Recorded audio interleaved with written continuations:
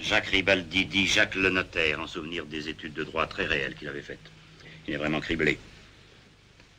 Il n'a pas eu le temps de s'en servir. Hein. Il devait être nombreux. Vous étiez peut-être mieux placé que lui. Toujours à plaisanter, commissaire.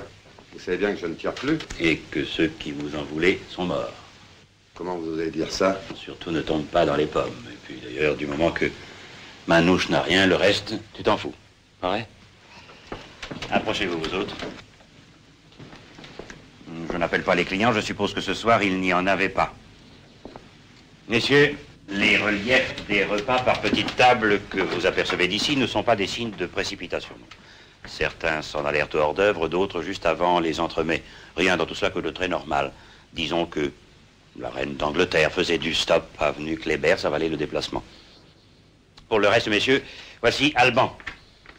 Il n'a absolument rien vu quand l'accident est arrivé. Il était accroupi derrière le comptoir, il y chassait les mouches, et lorsqu'il releva la tête, les agresseurs, les vilains, enfin ceux qui sont entrés ici, on se demande encore pourquoi, avaient disparu.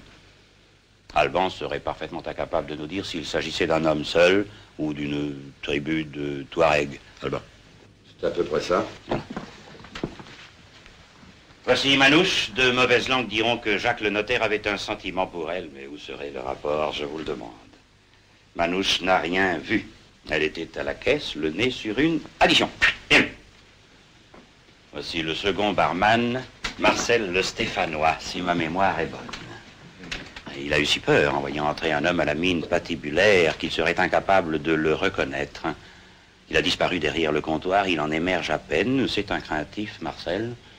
Il n'a rien vu, Marcel. Ah ben ça alors. Je t'en prie, prends ton temps.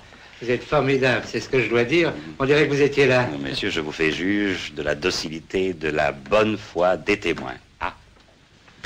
Je vous présente le voiturier, un homme honorable dont le nom m'échappe. Il a vu entrer des clients, mais il n'a rien entendu à cause du bruit intense de la circulation dans ce quartier grouillant de hideux, poids lourds et de sifflements de train. Puis il a vu sortir des clients, ce dont il a une grande habitude, et on est venu lui annoncer la mort d'un homme. Il est encore sous le coup de la stupeur. Auriez-vous la force de parler, mon enfant? Vraiment, quel choc. Abrégeons, je ne suis pas un tortionnaire. Ne soyez pas timide, allez vous asseoir. Messieurs, un idiot de village comprendrait que ces gens n'ont absolument rien vu quant à la disparition des clients. Ils ne sont pas payés pour en découvrir le motif.